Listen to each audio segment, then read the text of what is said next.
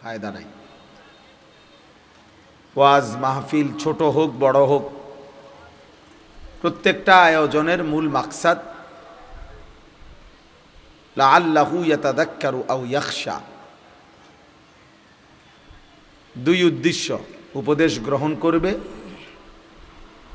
আল্লাহকে ভয় করবে। কোরআনুল কারীমের মধ্যে আছে। তাহলে এই মাকসাদ যদি অর্জিত না হয় তো বলেই কি লাভ, শুনেই লাভ কি? আমি কোনো উপদেশ নিজের জন্য সবকই নিলাম না, আল্লাহকে ভয় করার মতো কোনো মানসিকতাই আমার মধ্যে তৈরি হলো না, তাইলে বলে লাভ কি, শুনে লাভ কি? এজন্য এটা খুব জরুরি। আল্লাহ তাআলা হযরত মূসা আলাইহিস সালামকে বলছেন, মূসা নবীকে, ফাকুলা লাহু কাওলান লাইয়িনা, যে মূসা তুমি এবং তোমার ভাই হারুন ফেরাউনের কাছে নরম ভাষায় আমার কালেমার দাওয়াত দাও, আমার কথা বলো। কি হবে এতে? লাআল্লাহু ইয়াতাযাক্কারু আও ইয়াখশা, হয়তো সে উপদেশ গ্রহণ করবে অথবা আল্লাহকে ভয় করবে। তাহলে ফেরাউনের মতো শ্রেষ্ঠ কাফের, তার কাছেও আল্লাহ তাআলা আল্লাহর কথা বলার ক্ষেত্রে এটা বলছেন যে উদ্দেশ্য হলো উপদেশ গ্রহণ অথবা আল্লাহর ভয়।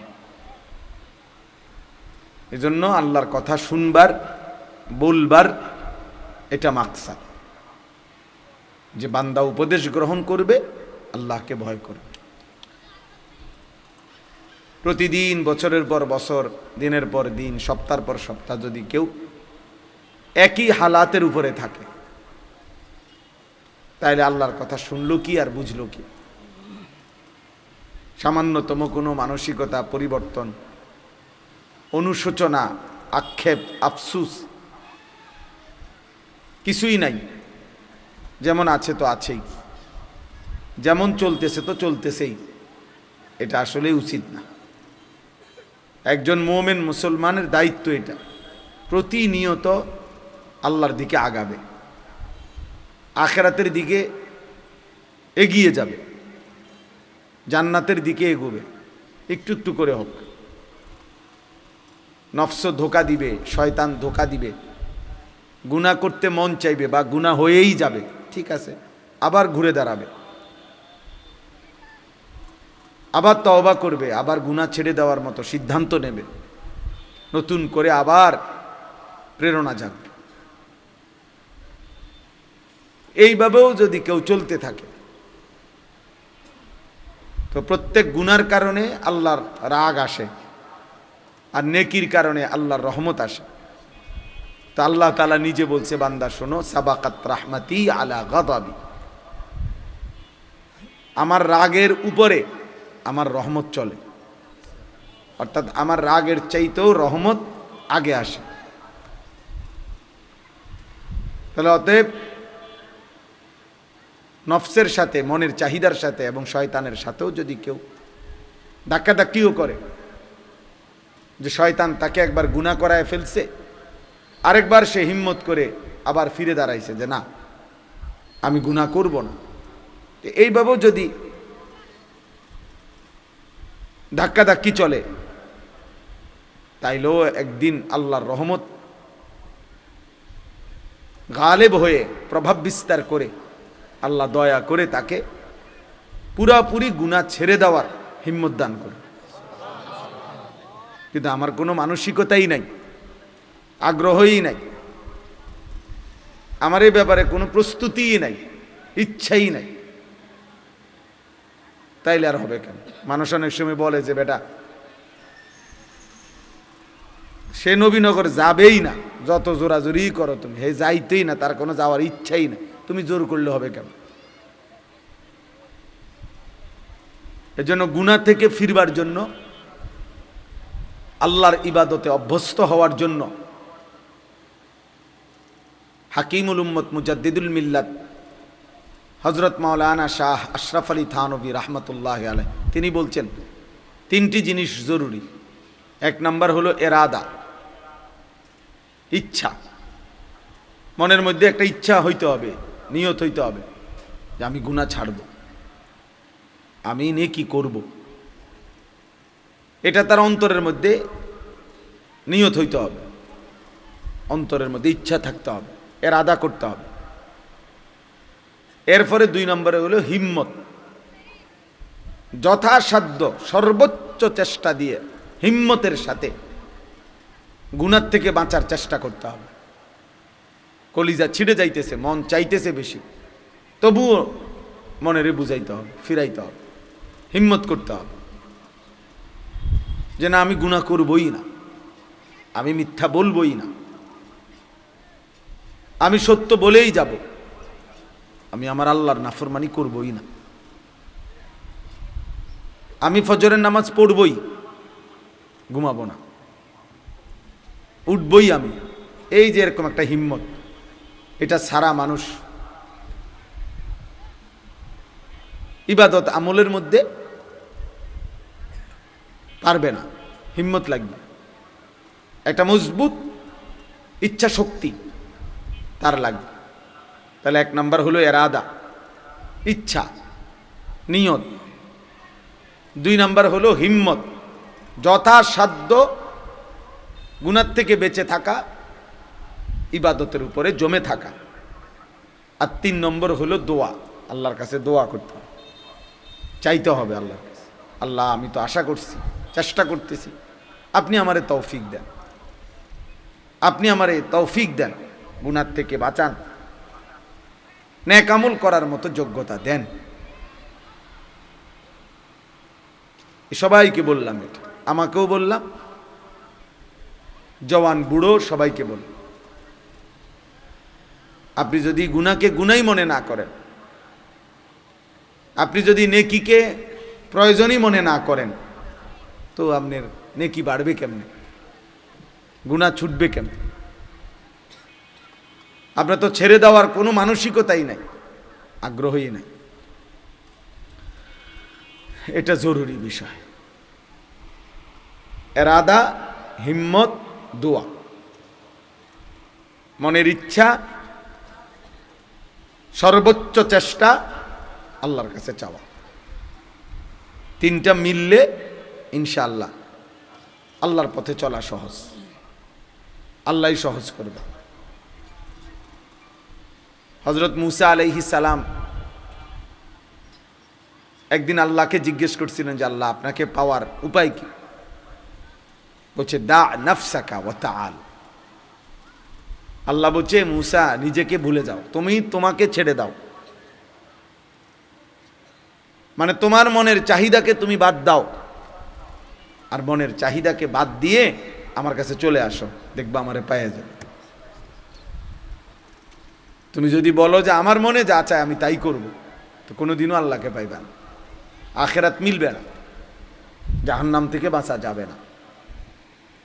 ইন্নান নাফসা লাআম্মারাতুম বিসসু, কোরআনুল কারীমের মধ্যে আছে, আল্লাহ তাআলা বলছে মানুষের নফস, মানুষের মনের চাহিদা প্রচন্ড বেশি, সারাক্ষণ মানুষকে গুনাহের প্রতি আদেশ করে, গুনাহের প্রতি, গুনাহের প্রতি। নফস মানুষের মনের চাহিদা মানুষকে বারবার বারবার গুনাহ করতে আগ্রহী করে। এজন্য চোখ নামাইতে ভিন নারী থেকে দিল বলে কম, তাকাইতে বলে বেশি। সবাই আমরা কল্পনা করে দেখি, মনে যেন ভেতর থেকে কে যেন বলতেছে দেখো, দেখোস না, দেখবি না, আর একটু দেখে ফেল, কিন্তু দেখবা না, সাবধান, আল্লাহ তাআলা দেখতেছেন, আল্লাহ তাআলা হিসাব রাখছেন, ডানে বামে ফেরেশতা লিখতেছে, হাসরের ময়দানে বিচার হবে। এই কথাটা মনে করানো ভিতর থেকে, এটা কম, এটা কম। এই জন্য আল্লাহ তাআলা বলছেন মানুষের মনের চাহিদা মানুষকে গুনার প্রতি বেশি ধাবিত করে। গুনাহের প্রতি। এই জন্য দয়া করে ছেলেরা, নওজোয়ান, বাঁচতে হলে চেষ্টা করতে হবে। আর যদি বলো ঠিক আছে হুজুর আমি আমার আখেরাত বলতে কিছু বুঝি না, মৃত্যু, কবর, পরবর্তী জীবন, এটা বলতে আমার কোনো কিছু নাই, বুঝ নাই, আমি এটা চাইও না, আমি ফেরাউন নমরুদের মতো, হামান কারুনের মতো শুধু দুনিয়া ভোগ করতে চাই, তো ঠিক আছে চলো দুনিয়ায় চলো। বাকি কথা হইল কোরআনুল কারীমের মধ্যে আল্লাহ তাআলা বলছে দুনিয়া বান্দা যতই চাক আমি বরাদ্দ যেদ্দুর রাখছি ওদ্দুরে মিলে। তোমার আব্বা চেষ্টা করেও, তোমার 14 গোষ্ঠী চেষ্টা করেও এর চাইতে বেশি দিতে পারবে না। ওইটুকু দুনিয়ায় মিলবে যেটুকু আল্লাহ লিখে রাখছে, ফাঁকি দিয়া আখেরাতটা বরবাদ করে দিল। আর যত নারী দেখছো অত নারী কোনো তোমার জীবনে মিলবে না। যত সম্পদের লোভ করছো, টাকার যত প্রয়োজন মনে করো, এত টাকা কোনো মিলবে না। এক একজনের মনের যত চাহিদা, যত কিছু আকাঙ্ক্ষা, সব আকাঙ্ক্ষা পূরণ হয় না, এটাই স্বাভাবিক। আরো ধনী হলো, আরো সম্পদশালী হলো, তাহলে লাভ হইল কি? আর আল্লাহকেও ভুলে গেলাম, আখেরাতকেও ভুলে গেলাম, আল্লাহর ইবাদতকেও ভুলে গেলাম। এখান দিয়ে মনের ইচ্ছা মতো তো সব পাইলাম না, আমার চাহিদা মতো তো সব মিলল না। দুনিয়া তো আমার ওইটুকুই মিলল যেটুকু আল্লাহ লিখে রাখছে। আজ্জালনা লাহু ফিহা মা নাশাউ লিমান নুরিদু। আল্লাহ বলছে যতজন দুনিয়া চায় আমি সকলকে দুনিয়া দেই না, আমি যে কয়জনকে চাই ওই কয়জনকে দেই। এবং যতজন দুনিয়া যেটুকু চায় আমি অতটুকু দেই না, আমি আল্লাহ যেটুক চাই অতটুকু দেই, অতটুকু দেই। কিন্তু সুম্মা জাআলনা লাহু জাহান্নাম, প্রত্যেক দুনিয়া লুভিকে দেখেন, ওই যে ওদের মোবাইল দেখেন, এদের মানে মেন ব্যস্ততা হলো মোবাইলটা। এইটারে একবার আলগি দিয়া ধরে, একবার উঁচা করে ধরে, একবার নিচা করে ধরে, একবার ডান দিকে নেয়, একবার বাম দিকে নেয়। মানে হুজুরের যদি আরো বাপ হয়েও বলে, হ্যাঁ ফিকির হলো মোবাইলটা, এইটার মধ্যে উঠাবে, রেকর্ড করবে, কেউরে দেখাবে। এই কারে বলে, কি জন্য বলে, কোনো ফিকির নাই।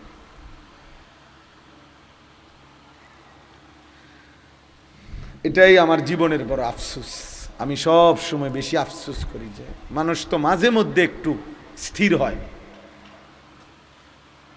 মানুষ তো একেবারে মাতাল লোকও তো মানুষে মাঝে মধ্যে তালাইয়ে যে নেশা করে, নেশাখোর, সেও তো 24 ঘন্টা নেশা করে না, মাঝে মাঝে তার নেশার ঘোর কাটে, স্বাভাবিক হয়। যখন আবার নেশা করে তখন হয়তো মাতাল হয়। কিন্তু নেশা মুক্ত অবস্থায় তো কিছু সময় স্থির থাকে। কিন্তু মোবাইলের আসক্ত এই নেশা করে 1 মিনিট থামে না, 1 মিনিটও থামে। রাত নাই, দিন নাই, সকাল নাই, দুপুর, একটাই কাজ, একটাই ফিকির, একটাই জীবন, একটাই স্বপ্ন, একটাই জীবন। 24 ঘন্টা মোবাইলটা।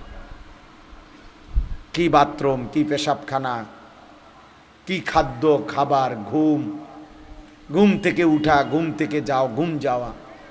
আহা, জীবনটা যেন অক্টোপাসের মতো বেঁধে ফেলছে, শয়তান বেঁধে ফেলছে। আফসুসের বিষয় ভাইয়া, আফসুসের বিষয়। মাঝে মাঝে তো আলাদা হওয়া উচিত গুনার থেকে, যে সারা দিন রাত মোবাইল এটা দিয়া করিটা কি? আমার কি কোনো আল্লাহ নাই? আমার কি কোনো রাসূল নাই? আমার কি মৃত্যু হবে না?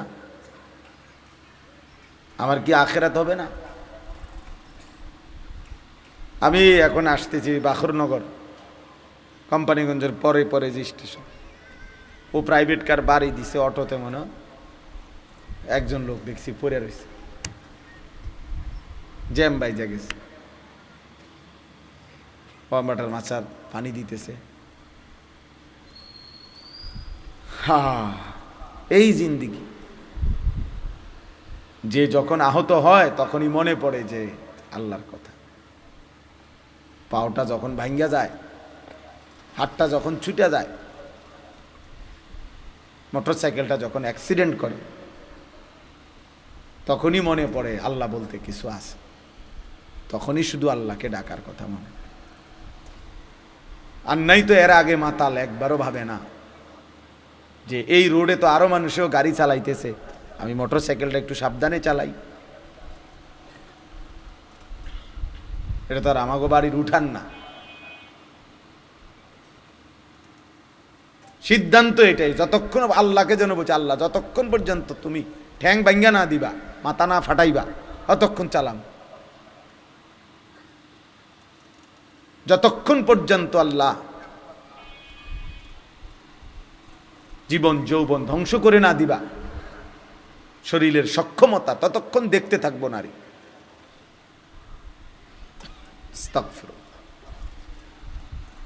এজন্য দোস্ত, এটা ভাবা উচিত, বাবারাও ভাবা উচিত, সবাই আমরা ভাবা উচিত।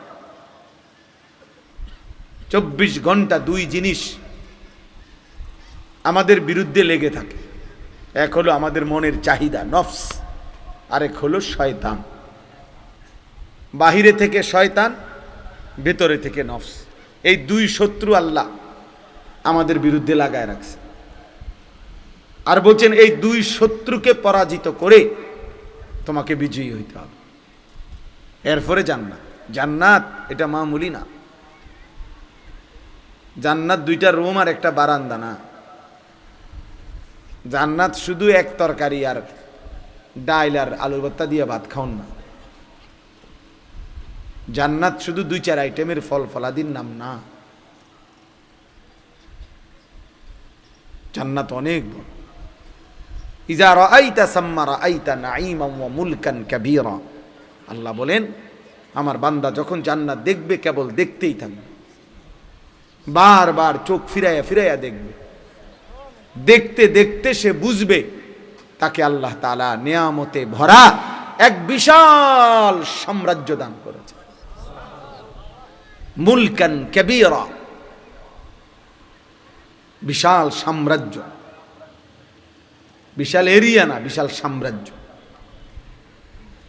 সবচেয়ে ছোট জান্নাত আল্লাহ নবী সাল্লাল্লাহু আলাইহি ওয়াসাল্লাম বলছেন 10 দুনিয়া বরাবর।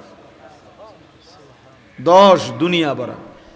সর্বশেষ যেই লোক জান্নাতে যাবে তার জান্নাত। আমরা যেমন নবীকে বিশ্বাস করি, খোদার কসম এই কথাও আমি কমপক্ষে ইয়াকিনের সাথে বিশ্বাস করি। আলহামদুলিল্লাহ। কারণ আমরা বিশ্বাস করি আল্লাহর এই কথা, রসুলের এই কথার মধ্যে এক জাররা পরিমাণও সন্দেহ নেই। তোমরা বেনামাজি যুবক, তোমাদের সন্দেহ হইতে পারে, তোমরা আসলে আল্লাহর ব্যাপারে সন্দিহান, এই জন্য সেজদা দাও না। তোমাদের কলিজায় এটা আছে হয়তো যে আল্লাহ বলতে কিছু নাই, অবশ্যই। এজন্য ও সন্দিহান, মূলত ও আখিরাতের ব্যাপারে সন্দিহান, ও নবীজির এই কথাগুলোর ব্যাপারে তার সন্দেহ আছে। এই জন্য সে স্বাভাবিকভাবে হাসি খুশি মুডে ঠান্ডা মাথায় নামাজও পড়ে না, সেজদাও দেয় না, অনবরত গুনাহ করছে, গুনাহ করছে, গুনাহ করছে। আস্তাগফিরুল্লাহ। নাইতো তো কমপক্ষে একটা যুদ্ধ করতো। গুনাহ আমার নাই, আমি বলি নাই, আমি কোনো বেহেশতের থেকে আইছি না, এখন আসছি ক্যান্টনমেন্টে। বুঝেন নাই কথা? আমি কোনো বেহেশতের থেকে আইছি না, গুনাহ আমার নাই, আমি এটা বলি নাই। কিন্তু এটা কেমন গুনাহ যে 24 ঘন্টা, 24 বছর, 12 বছর, 10 বছর, 1 বছর এক তালে, এক রঙে, এক ঢঙ্গে গুনাহ। এটা কি ধরনের নাফরমান ভাই? এ তো গাদ্দার, এ তো চূড়ান্ত বেয়াদব, এ তো নিকৃষ্ট বেয়াদব, এ তো হাইওয়ান, এ তো চতুষ্পদ জন্তু, যে গুনাহকে স্বাভাবিক বানায় নিছে। মিথ্যা বলে প্রতিদিন, চুরি করে প্রতিদিন, নারী দেখে প্রতিদিন, জিনা ব্যভিচারের দৃশ্য দেখে প্রতিদিন, সুদ খায় প্রতিদিন, ওজনে কম দেয় প্রতিদিন, কাস্টমারকে ঠকায় প্রতিদিন,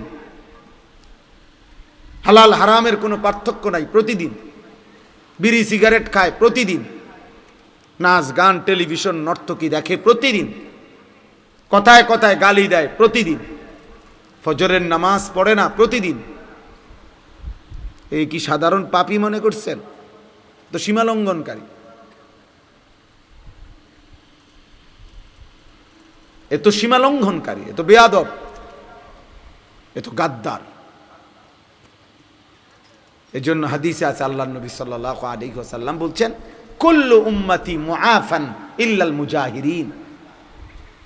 আমার উম্মতের সমস্ত পাপীর গুনাহ তওবা করলে আল্লাহ মাফ করে দিবে, কিন্তু গুনাহকে যে প্রকাশ্যে করে বেড়ায়, গুনাহকে যে স্বাভাবিকভাবে করে বেড়ায়, গুনাহকে যে ধারাবাহিক করে বেড়ায়, সবার সামনে হাসতেছে, গালি দিতেছে, হাসতেছে, টেলিভিশন দেখতেছে, হাসতেছে, বিড়ি সিগারেট খাইতেছে, হাসতেছে, সুদের লেনদেন করতেছে, মানে গুনাহকে একদম প্রকাশ্য খুললাম খোলা, অর্থাৎ একেবারে দিবালোকের মতো স্বাভাবিকভাবে, লজ্জা সংকোচ, একটু বিব্রত, একটু লজ্জিত, কোনো অনুভূতিও নাই। আল্লাহর নবী বলছে এমন নাফরমান উম্মতকে আল্লাহ মাফ করবেন। হাদিস, এটা হাদিস। সামনে দিয়া বয়স্ক লোক যায়, দাদা যায়, নানার বয়সী লোক যায়, আলেম ওলামা যায়, ওমা এই নাফরমান দাঁড়াইয়া আছে যে দাঁড়াইয়া আছে, এই মোবাইল দেখতেছে যে দেখতেছে, তার সামনে দিয়া, এ তো গাদ্দার না? কথা বলেন না, এই গাদ্দার না? সে মানে কিরে, এতগুলো মানুষ মসজিদে ঢুকলো আমার সামনে আবার বের হইল, একটা জলজ্জান্ত নামাজের ওয়াক্ত চলে যাচ্ছে, মসজিদের জামাত হয়ে গেল, আজান হইল, একামত হইল, আহা ওমা এটা কি নাফরমান, এটা কি হাইওয়ান, এটা মানুষের বাচ্চা হয় কেমনে? এটা মুসলমানের বাচ্চা হয় কেমনে? মুসলমানের ঘরে জন্ম নিলে এত বড় গাদ্দার হয় কেমনে? যে সামান্যতম লজ্জাত হওয়ার কথা, যে জিন্নারিল্লাহ, আমিও তো একজন মুসলমান, এতগুলো মানুষ আমার সামনে মসজিদে যায়, আমি কি যাব না? আমার কি কখনোই সময় হবে?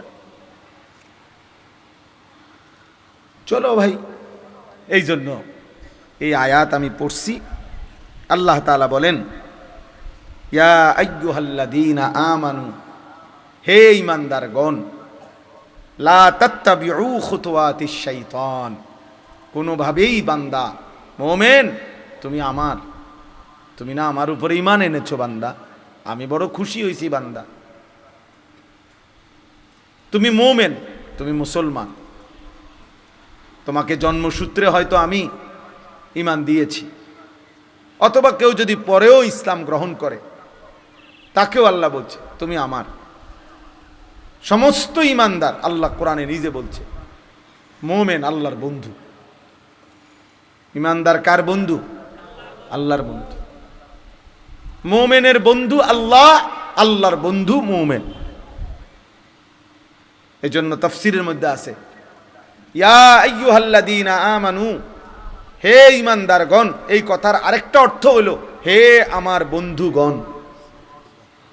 আল্লাহ বলছে হে আমার বন্ধুরা, বন্ধুগণ, হে আমার বন্ধুগণ, আল্লাহ তাআলা বলছে কোরআনুল কারীমের মধ্যে 89 বার, 8 9 89 বার আল্লাহ তাআলা এই শব্দ দিয়ে আমাদেরকে ডাক দিয়েছে।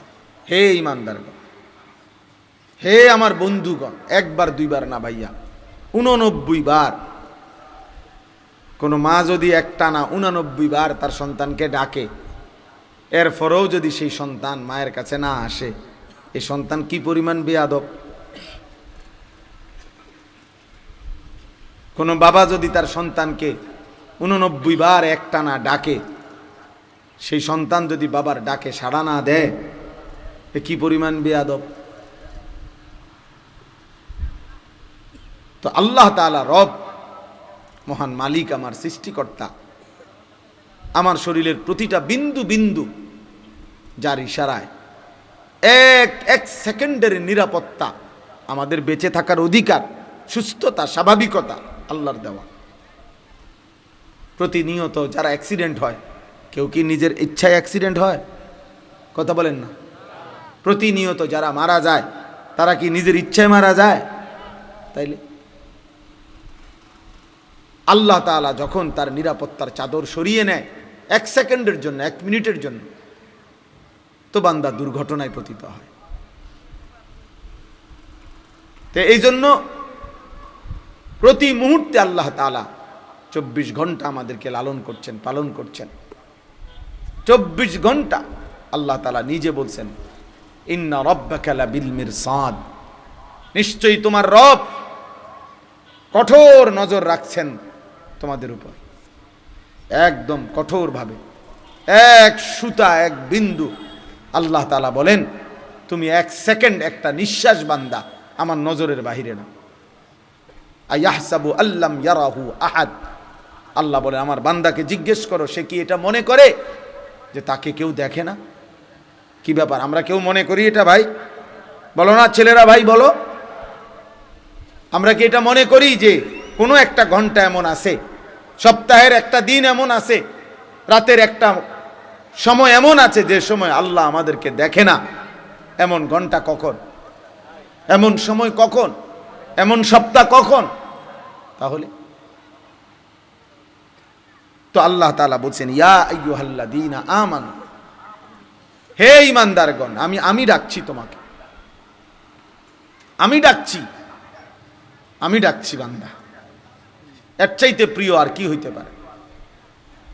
হাসান বসরি রাহমাতুল্লাহি আলাইহি বলছেন, একজন মুমিনের উচিত এই ডাকটা শুনবার পর গোটা পৃথিবী ভুলে গিয়ে আল্লাহর ডাকে কান পাতা শোনা, রাখো চুপ চুপ, আমার মালিক, আমার মুনিব আমারে ডাক দিছে, আমি শুনি তিনি আমাকে কি বলছে। এটা ইনসাফের দাবি। কোনো মানুষ তার অফিসের বস, সিনিয়র কর্মকর্তা আপনার ডাক দিলে সে যেই পরিমাণ দৌড় মারে আর জি স্যার বলে। আমি ওই দিন আমারে আপনার একটা জেলার একজন পুলিশের এডিসি, উনি আমার একটা মাহফিলের দাওয়াত দিতে চাচ্ছে, এখন আমার নাম্বারে পায় না, তো আমার বুড়িচং থানার ওসিরে উনি ফোন দিছে ওইখান থেকে। ওসি আমাদের ফাঁড়ির যেই ইনচার্জ, ওনারে ফোন দিছে। ইনচার্জ আমার মহল্লার ওনার পরিচিত লোকরে বলছে, আপনি হুজুর কই, হুজুরে খুঁজে বাইর করেন এক্ষণ, আমার হুজুরের দরকার। স্যারে মানে বসে ফোন দিছে, এডিসি স্যার, পুলিশের এডিসি। এরপরে উনি ওই ইনচার্জ আমার কাছে আসছে দুপুরবেলা। আমি দেখলাম বেচারা ওই স্যারের সাথে যে কথা বলতেছে, জি স্যার, জি জি স্যার, জি জি স্যার, জি হুজুরকে পাইছি স্যার, পাইছি স্যার, জি জি স্যার, জি স্যার, আপনি কথা বলেন স্যার, স্যার আমি বলছি স্যার, স্যার মানে আমি বললাম, আরে ভাই আপনি থামেন, আমি আমারে বলতে দেন, আমি শুনি, স্যারের লগে আমি কথা বলি। দেখলাম উনি জি স্যার কইতে কইতে ওনার জান শেষ।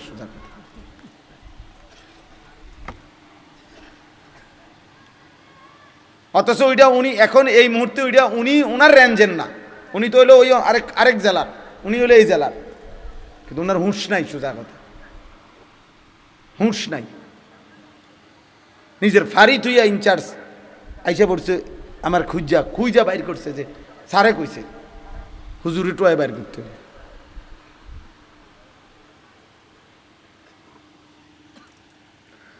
যাই হোক, তাহলে আমার বলার উদ্দেশ্য হলো আমার আল্লাহ আমাকে ডাক দিছে, তার চাইতে বড় মালিক আর কে হইতে পারে? তার চাইতে আমার বেশি প্রয়োজন আর কার কাছে? তিনি ছাড়া আমার প্রয়োজন পূরণ করার আছে কি? আমার 1 সেকেন্ডের একটা নিঃশ্বাস পৃথিবীতে আর দিতে পারবে কি? আমার 1 সেকেন্ড বেঁচে থাকার অধিকার এই পৃথিবীতে আল্লাহ ছাড়া দেবে কি? কোন পৌঁছেগা হামে তেরে সওয়া। থানভী রহমতুল্লাহ আলাইহি দোয়ার মধ্যে আল্লাহকে বলতেন, আল্লাহ আপনি ছাড়া আমগো খবর নেয় কে? আপনি ছাড়া আমাদের কথা জিজ্ঞেস করে কে? আমাদের আছেই কে? আর এমনি তো বাস্তব কথা হলো ছেলেরা, বাবা প্রিয় ভাই মনে রাখো ভাই, আমি সারাটা বছর বলছি, সারাটা বছর বলে যাই বাস্তবিক অর্থে, তাইলে আমাদের আল্লাহ ছাড়া কেউ না। আমাদের সফলতা, আমাদের সুখ, আমাদের নিরাপত্তা ভাইয়া আল্লাহর হাতে। আর আল্লাহর অব্যাহত নাফরমানি, ধারাবাহিক পাপ একদিন সুখ কাইরা নিবে। মনে রাখো ছেলেরা, তোমাগো দাদা হয়তো কবরে যাবো গা, তুমি মনে করো না তোমার দাদায় কষ্ট পাইব তোমার কারণে, কারণ তোমার দাদার যে বয়স, তোমার বাপের যে বয়স, তারা তোমার আগে কবরে চলে যাবে। কিন্তু তোমার এই অসভ্যতা, তোমাদের এই 14, 16, 18, 20, 22 বছরের ছেলেরা, তোমরা যা করতেছ এর খেসারত, এর প্রায়শ্চিত্ত তোমরা দুনিয়ায় দিতে হবে। মনে রাখো, মনে রাখো বাপ, আমি তো আর একদিন বলি না, 1000 বার বলছি। এত অল্প বয়সে, 18 বছর মাত্র বয়স, এত অল্প বয়সে এত নারী দেখে ফেললা, এত কম বয়সে এত ছবি দেখে ফেললা, এত অল্প বয়সে এত উলঙ্গ ছবি দেখে ফেললা। হায় জানোয়ার, বাকি জীবন কি করবা? এমন সুন্দর 18 বছর বয়সেও এত বড় সাহস যে বছরে 6 মাস, 1 বছর, কোনো দিন হয়তো একটা বছর চলে গেছে, কোনো দিন 5 ওয়াক্ত নামাজ পড়লা না, এত কম বয়সে এত সাহসী হয়ে গেলা। আল্লাহরে কিছুই মনে করো না? হ্যাঁ, কি ভাবতেছ? এইভাবেই সুখে আর রঙের গুড্ডি উড়বে? হ্যাঁ, পৃথিবীতে শুধু মুসলমানদের মধ্যে ফিলিস্তিন শুধু অপরাধ করছে এই জন্য রক্তাক্ত নাকি? কথা বলে না? আর আমরা সব জুনায়েদ বাগদাদি নাকি? আমরা সব আব্দুল কাদের জিলানি নাকি?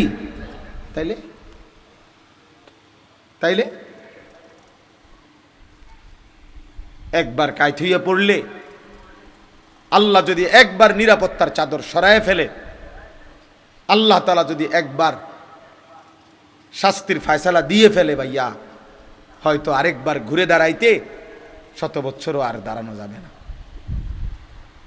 এটা মনে রাখতে হবে।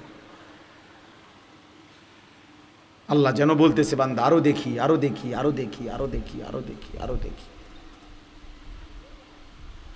কিন্তু আল্লাহ যদি বলে ফেলে, বান্দা ঠিক আছে এবার শাস্তি দেব, তখন কি করবেন? আল্লাহকে ফিরাবে কে? বলেন, আল্লাহকে ফিরাবে কে? আল্লাহ আমাদের ছেলেদেরকে কবুল করে নেন। বুঝতে শেখো ভাই, আলাদা আলাদা ভাইব, তোমারটা তুমি ভাইব, তোমার জন্য তুমি ভালো হও। সমবয়সী বন্ধু ভালো হতে দেয় না। সমবয়সী বন্ধু বেশিরভাগ অসৎ হয়, ওরা তোমারে ভালো হইতে দিবে না। ও তোমারে বারবার নারী দেখাবে, উলঙ্গ কথা বলবে, নষ্ট ভ্রষ্ট কথা বলবে, অসভ্য, জিনা, ব্যভিচার, নিকৃষ্ট, জুয়ার আড্ডা কোথায়, মদের আড্ডা কোথায়, নারীর আড্ডা কোথায়, ও তোমারে বলে দিবে। টাকা নাই, আমার থেকে নে দোস্ত। এমবি নাই তোর মোবাইলে, আমার থেকে নে, আমার থেকে নে, আমার থেকে নে। আমার মাদ্রাসা যেখানে, তার পাশের এক গ্রামে এই গত 2-3 বছর আগে একবার 3 গ্রামে মারামারি হয়েছিল, একবার বিশাল মারামারি, শুধু এই কথা নিয়ে যে বলতেও লজ্জা। মানে এক ছেলে এসএসসি বয়সী মানের, ওই ছেলে আরেক ছেলেরে বলছে যে দোস্ত তোর তো 3 জনের লগে লাইন, আমার একটা দেশ না, এই কথাইটা নিয়ে। এই শুধু এই এক বাক্য নিয়ে ঝগড়া লাগতে লাগতে হসপিটালে গেছে বহুজন, এবং 3 গ্রামে মারামারি হয়েছে, বিশাল মারামারি। শয়তান এইভাবে ঝগড়া লাগাই দিছে। নাউজুবিল্লাহ, আল্লাহ আমাদেরকে হেফাজত করে। তো আল্লাহ তাআলা বলেন, হে ঈমানদারগণ, হে মুমিনগণ, তুমি আমার, তোমারে বান্দা আমি বলি, আর কেউ না শুনুক আমি আল্লাহর কথা, তুমি তো আমার ঈমানদার বান্দা, তোমাকে বলছি লা তাত্তাবিউ খুতুওয়াতিশ শাইতান, কোনোভাবেই শয়তানের রাস্তা অনুসরণ করো না। তাফসীরের মধ্যে আছে প্রত্যেক গুনাহ শয়তানের রাস্তা, প্রতিটা গুনাহ, প্রতিটা ছোট বড় গুনাহ শয়তানের রাস্তা। যেখানেই গুনাহ সেখানেই শয়তান, যেখানেই শয়তান সেখানেই কি গুনাহ। গুনাহ গুনাহ। লা তাত্তাবিউ খুতুওয়াতিশ শাইতান, শয়তানের রাস্তা অনুসরণ করো না, মানে গুনার রাস্তায় যেও না বান্দা, পাপের রাস্তায় যেও না বান্দা, আমার রাস্তা ছেড়ো না বান্দা।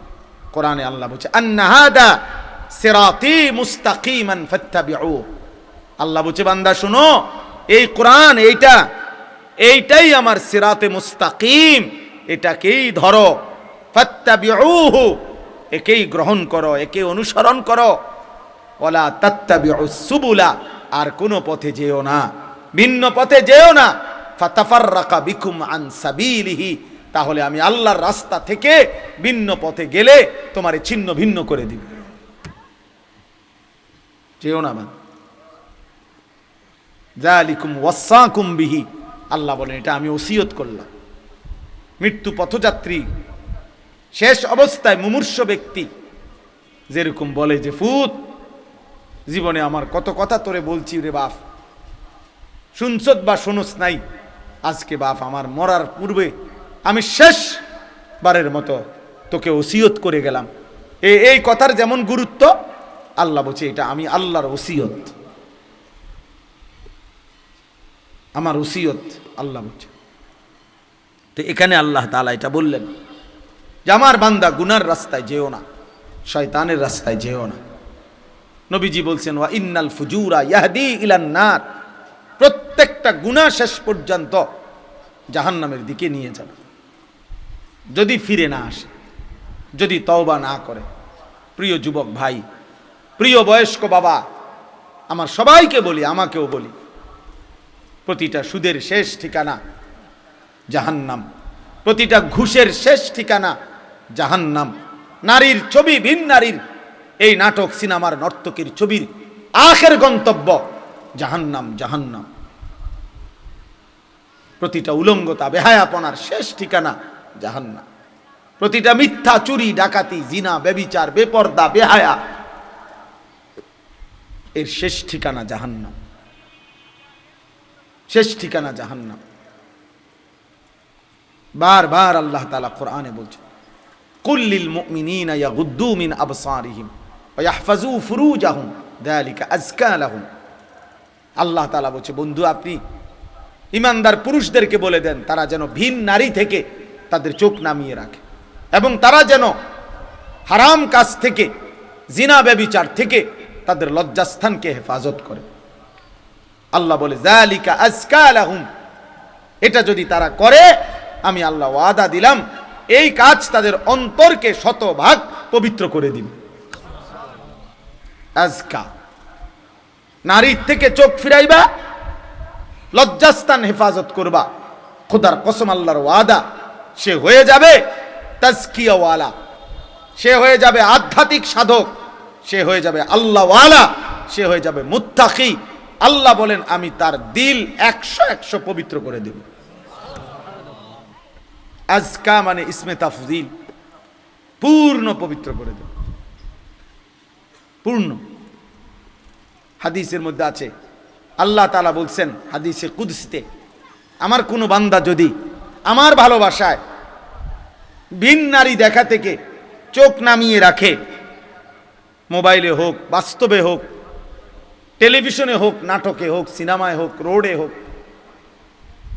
আল্লাহ তাআলা বলছেন বান্দা যদি আমার ভয়ে, আমার ভালোবাসায় চোখ নামিয়ে রাখে, আমি আল্লাহ ওয়াদা দিলাম তৎক্ষণাৎ আমি তার অন্তরে ঈমানের স্বাদ মজা দিয়ে দেব।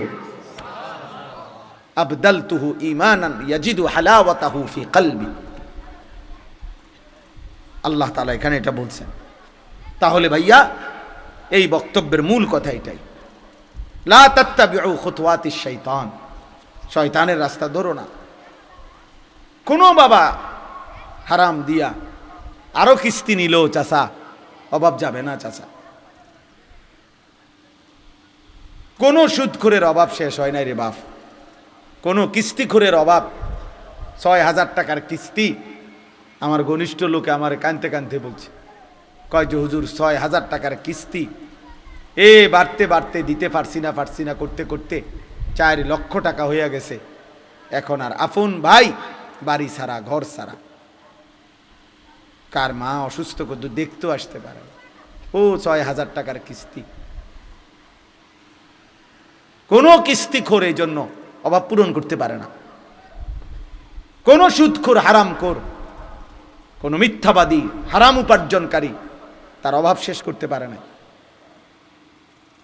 অভাব যায় না, তার দিলও শান্ত হয় না, অভাবও যায়। কলজাটার মধ্যেও সারাক্ষণ জ্বালাফোড়া, আরো চাই, আরো চাই, আরো চাই, আরো চাই, আরো চাই, এতে টেয়া পায়, হেতে টেয়া পায়, ওইতে টেয়া পায়, ওইতে টেয়া পায়। দিলটাও অশান্ত, আখেরাতটাও বরবাদ। এই জন্য যুবক ভাই তোমাদেরকে বলি, নারীর আকর্ষণ, তুমি যদি এই ফান্দে পড়ে যাও, বিশ্বাস করো ভাই তৃপ্ত হবে না, স্বস্তি মিলবে না। এটা তোমার সারাক্ষণ অস্থির বানায় রাখবে। তোমার শরীর নষ্ট হচ্ছে, হাত নষ্ট হইতেছে গুনার দ্বারা, লজ্জাস্থানের সক্ষমতা, যৌবনের শক্তি নষ্ট হইতেছে, কোমরের শক্তি চলে যাচ্ছে, দুইটা সাফা ভিতরে ঢুকে যাইতেছে, চোখ ভিতরে ঢুকে যাচ্ছে, দেখতে দেখতে চেহারাটা জঙ্গলি জানোয়ারের মতো মনে হচ্ছে। তুমি হয়তো আন্দাজ করো নারী, কারণ তোমারে তো আর চুলের কারণে, চেহারার কারণে, তোমার এই বিদঘুটে আকৃতির কারণে কোনো ভদ্রলোক তো তোমার দিকে ফিরেও তাকায় না।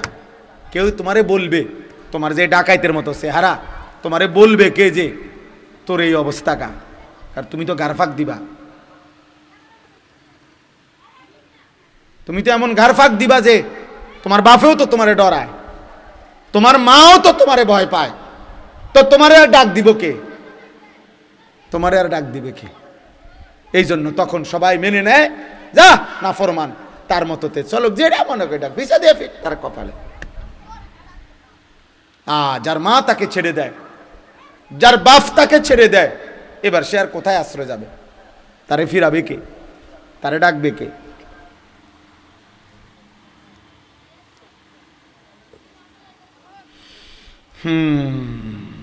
ইয়া আইয়ুহাল্লাযীনা আমানু লা তাত্তাবিউ খুতুওয়াতিশ শাইতান। এজন্য রব্বুল আলামিন বলে, মুমিন শয়তানের পথ অনুসরণ করো না, গুনাহের রাস্তায় যেও না, তোমাকে দুনিয়াও ধ্বংস করে দিবে, আখিরাতও ধ্বংস করে দিবে। ওমান ইয়াত্তাবি খুতুওয়াতিশ শাইতান ফাইন্নাহু ইয়া'মুরু বিল ফাহশাই ওয়াল মুনকার। আল্লাহ বলে, শয়তানের পথ ধরলে আমি আল্লাহ বলে দিলাম, শয়তান 24 ঘন্টা তোমাকে অশ্লীলতা, নারীর দ্বারা যত গুনাহ হয় এমন গুনাহের কথাই করতে বলবে, ওয়াল মুনকার, আল্লাহর যত নিষিদ্ধ গুনাহ সব গুনাহের মধ্যে তোমাকে লিপ্ত করে ছাড়বে, লিপ্ত করে ছাড়বে। কিতাবের মধ্যে আছে 300 বছরের আবেদ, 300 বছর বনি ইসরাইলের আল্লাহর ইবাদত করছিল, সে মানুষটাও যখন নারীর খপ্পরে পড়ছে, নিজের ঈমান আমল আখিরাত বরবাদ হয়ে গেছে, আখিরাত বরবাদ হয়ে গেছে। কিতাবের মধ্যে আছে বালআম ইবনে বাউরা নামে সাহাবীরা বর্ণনা করছে, পূর্ব যুগের একজন বড় সাধক ছিল, অনেক বড় সাধক। তার যোগ্যতা এমন ছিল, আল্লাহ তাকে এমন যোগ্যতা দিছিলেন যে সে কোনো কিছু দোয়া করলে তৎক্ষণাৎ আল্লাহ কবুল করতেন। মুস্তাজাবুদ দাওয়া ছিল সে। কিন্তু স্ত্রীর, নারীর প্রলোভনে সে হারাম ঘুষ মুসা আলাইহিস সালামের বিরুদ্ধে আল্লাহর কাছে বদদোয়া করার জন্য মুসা নবীর বিরুদ্ধদের লোকদের কাছ থেকে অনেক টাকা, স্বর্ণ, রৌপ্য গ্রহণ করছে। নারীর ফাঁদে পড়ে শেষ পর্যন্ত আল্লাহ তাআলা কোরআন শরীফে আছে দোস্ত, সূরা আরাফের মধ্যে, ওই লোককে আল্লাহ তাআলা শেষ পর্যন্ত এমন অভিশপ্ত বানাইছে যে সে মুসা নবীর বিরুদ্ধে কিছু বললেই ওই যারা তারে পয়সা দিছে বলতেছে, সে নিজে বুঝতেছে যে আমি মুসার বিরুদ্ধে কই, কিন্তু মুখ দিয়া বাইরে সবাই শোনে যে ও যারা টাকা দিছে তাগো বিরুদ্ধে কয়। বুঝেন নাই? প্রতিটা বদদোয়া উচ্চারিত হচ্ছে অগ বিরুদ্ধে। ওরা চিল্লায় চিৎকার শুরু করে দিচ্ছে, আরে আরে আরে আরে তুই কি কও, থামো থামো, তুমি কি বলছো, তুমি আমগো বিরুদ্ধে বদদোয়া দিতে আসো। তখন সে বলছে, খোদার কসম, হে ভাইরা, আমার জিহ্বা আর আমার নিয়ন্ত্রণে নাই। আমি যতই চেষ্টা করছি মুসার বিরুদ্ধে বলতে, আমার মুখ দিয়ে তো তোমাদের বিরুদ্ধেই বের হচ্ছে। এরপরে খোদার কসম আছে, এরপরে আল্লাহ তাআলা তার জিহ্বাটা লম্বা করে ফেলছে। কোরআন শরীফে আছে যে কুত্তার মতো, ফামাসালুহু কামাসালিল কাল, কুকুরের মতো জিহ্বা লম্বা হয়ে গেছে, একবারে বুকের কাছে তার জিহ্বা চলে আসছে। কুকুরের জিহ্বা যেমন লম্বা হয়ে যায়, কুকুরের উপরে কোনো বোঝা চাপায়া দিলেও সে হাঁফায় জিহ্বা লম্বা করে এমন করে। আবার যদি এটা সরাইয়া ফেলে, খালি পিঠের মধ্যে কিছু নাই, এমনে দাঁড়াইয়া আছে, তখনও কুত্তা জিহ্বা লম্বা করে এমন হাঁফায়। এরকম আল্লাহ তাআলা কোরআন শরীফে আছে, আল্লাহ তার জিহ্বা লম্বা করে ফেলছে। এজন্য দয়া করে দোস্ত, আল্লাহ তোমারে আমারে হেফাজত করছে। সারা রাত উলঙ্গ ছবি দেখার পরেও সকালবেলা মানুষের আকৃতিতে তোমারে হয়তো ঘুম থেকে উঠাইছে, কিন্তু কোরআন শরীফে একটা আয়াত আছে, ফি আইয়ি সূরাতিম মা শাআ রাক্কাবাক, আল্লাহ চাইলে যেই কোনো আকৃতি দিতে পারেন। তাফসীরের মধ্যে আছে, খোদার কসম, মুফাসসিরিন ওলামারা বলছে আল্লাহ চাইলে কাউকে মানুষের দেহ রাইখাও চেহারাটা কুকুরের মতো, শূকরের মতো বানায় দিতে পারে। এবং এটা আল্লাহ তাআলা পিছনের জামানায় করেছেন কিনা, কুনু কিরাদাতান খাসিইন, পূর্ববর্তী অবাধ্য জাতিদেরকে আল্লাহ তাআলা শূকর বানায় দিয়েছে। ছিল তো মানুষ, আস্তা মানুষ, কিন্তু চেহারাটা শূকরের মতো, চেহারাটা শূকরের মতো, চেহারাটা কুকুরের মতো। আল্লাহ হেফাজত করে। অতএব আজকে এতটুকু কথাই, ওয়ালাউলা ফাদলুল্লাহি আলাইকুম ওয়া রাহমাতুহু মা যাকা মিনকুম মিন আহাদিন আবাদা। আল্লাহ বলছে, আমার দয়া যদি না হয়, আমার অনুগ্রহ, আমার রহমত যদি না হয়, বান্দা নিজেকে নিজে পবিত্র রাখতে পারবা না। নিজের পবিত্রতা নিজে রাখতে পারতা না, আমার দয়া হইতে হবে। আর আমার নাফরমানি করবা 24 ঘন্টা, আমি কেন তোমারে দয়া করব? আমি কেন তোমাকে দয়া করব বান্দা? এই জন্য দোস্ত, ভাত খাওয়ানো আর চরিত্রবান হওয়া এক কথা না। ভাত তো সবারই আল্লাহ খাওয়ায়, খানা তো আল্লাহ গরু ছাগল কুকুর বিড়াল রেও খাওয়ায়, শুকর রেও খাওয়ায়, দুনিয়া তো এগুলো সবাই ভোগ করে। যেন আল্লাহ বলছেন, আমার দয়া না হলে কেউ নিজেকে পবিত্র করতে পারবে না, আর আমার নাফরমানি করলে আমার দয়া মিলবে না, দয়া মিলবে না। ওয়ালাকিন্নাল্লাহা ইউযাক্কি মান ইয়াশা, আল্লাহ বলেন আল্লাহই যাকে চান পবিত্র করে থাকেন। আল্লাহু সামিউন আলিম, আর আল্লাহ তোমাদের সব শুনতেছেন, সব জানেন।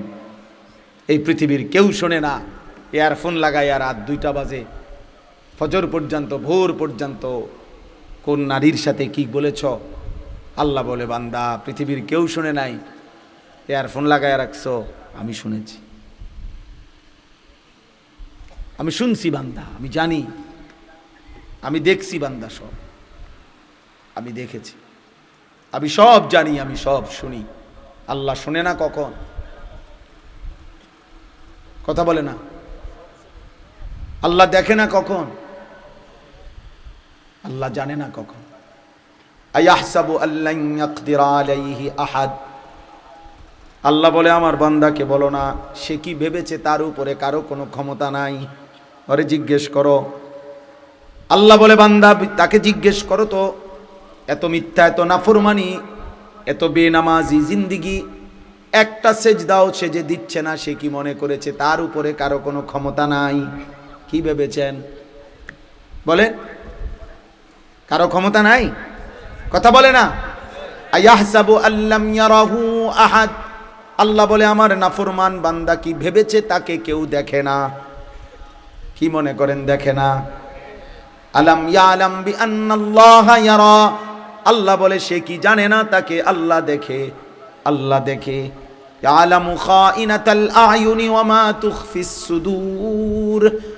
আল্লাহ বলে, বান্দা চোখের খেয়ানত, চোখের দ্বারা তুমি যত গুনাহ করছো আমি জানি, অন্তরে যত গুনাহ লুকিয়ে রেখেছো আমি তাও জানি, আমি জানি বান্দা।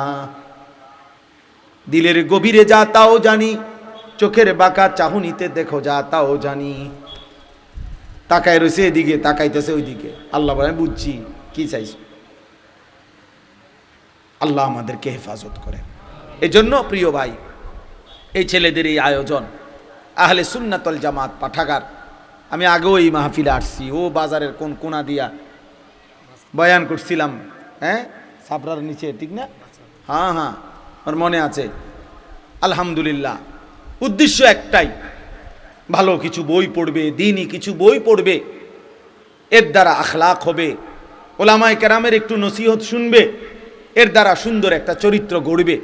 এই আশা নিয়েই এই নওজোয়ানদের এই সংগঠন, এই পাঠাগার, আমরা দোয়া করি আল্লাহ তাআলা তাদের এই সুন্দর উদ্যোগ, মেহনত, এই পাঠাগার আল্লাহ কবুল করে নেন। আর যারা এর সাথে সম্পৃক্ত আছো ভাইয়া, আমি তোমাদের কাছে অনুরোধ করছি, প্রিয় ভাই, দোস্ত আমার, বন্ধু আমার, তোমরা যেভাবে মানুষের কল্যাণে একটা ভালো কাজের উদ্যোগ নিয়েছ, ঠিক তেমনিভাবে নিজের কল্যাণে, নিজের ঈমান, নিজের আমল, নিজের আখলাক, নিজের চরিত্রের জন্য আরো উদ্যোগ নাও, আরো উদ্যোগ নাও। আল্লাহ তাআলা আমাদেরকে তৌফিক দান করেন। আগামীকাল আমার মাদ্রাসায়, কুমিল্লা ক্যান্টনমেন্ট ময়নামতি সাহেবের বাজার, ওইখানে মাসিক ইসলাহি মাহফিল, প্রত্যেক মাসের দ্বিতীয় শনিবার আমার মাদ্রাসায় মাহফিল হয়। আগামীকালকে সেটা সকাল 10টা থেকে 12:30 পর্যন্ত ওইখানে মা বোনদের জন্য বয়ান হয়, আসর থেকে এশা পুরুষদের জন্য বয়ান হয়। আমার শায়েখ আল্লামা মুফতি মুশতাকুর নবী কাসিমি হুজুরও এই মাসে বয়ান করবেন, আমরাও থাকবো ইনশাআল্লাহ। সুযোগ থাকলে নওজোয়ান ভাই কারো যাওয়ার চেষ্টা করবেন। আর একটা শেষ অনুরোধ হলো, প্রিয় নবী সাল্লাল্লাহু আলাইহি ওয়াসাল্লামের জীবন, নবীজির আমল একটু একটু করে শিখতে চেষ্টা করবেন। আমরা এই নবীজি সাল্লাল্লাহু আলাইহি সাল্লামের একটা গুরুত্বপূর্ণ আমল হলো, নবীজি তাহাজ্জুদ নামাজ পড়তেন রাত্রিবেলা, রাত গভীরে নবীজি নামাজ পড়তেন, দোয়া করতেন, চোখের পানি ফেলতেন, অনেক দোয়া করতেন। আমি একটা কিতাব আমার গাড়ির মধ্যে বিক্রি করি, ওই যে আমার সাদা গাড়িতে। এই কিতাবটা হলো আমাদের প্রিয় নবী সাল্লাল্লাহু আলাইহি ওয়াসাল্লাম রাত্রিবেলা তাহাজ্জুদ নামাজে কি পড়তেন, কেমনে দোয়া করতেন, কতক্ষণ পড়তেন, এটা এই কিতাবের মধ্যে আছে।